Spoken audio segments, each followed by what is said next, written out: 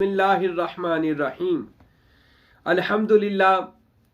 मेरे मुर्शिद कामिल सुल्तानुल फुकरा हजूर सैयदी व मुर्शदी फ़कीर अब्दुल हमीद कामिल सरवरी कादरी कुलाचवी रहमतुल्लाह ताला अलैह के जो फर्जंदे पाक जानशीन नूरी दरबार कुलाची शरीफ सुल्तानुल फुकरा हज़रत फ़कीर हारून अहमद सरवरी कादरी दामत बरकातुहुम आलिया और उनके साहबजादा और सज्जादा नशीन नूरी दरबार हजूर सुल्तानुल फुकरा हज़रत फ़कीर शागुल अहमद सरवरी कादरी दामत बरकातुहुम आलिया जड़ावाला में इस नाचीज़ हकीर फ़कीर साईं महबूब पीर फ़कीर हाजी मोहम्मद राशिद सरवरी कादरी के आस्ताने आलिया नूरी हजूरी में तशरीफ़ ला रहे हैं।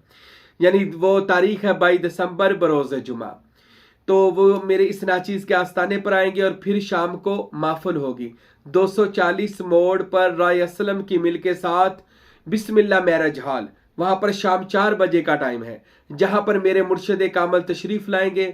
महफ़िल नात होगी, साईं महबूब पीर का खसूसी खिताब होगा और महफ़िल समा होगी। आप तमाम दोस्तों को शिरकत की खसूसी दावत है कि आप तमाम दोस्त खुद भी तशरीफ़ लाएं, लोगों को भी लेकर आएं।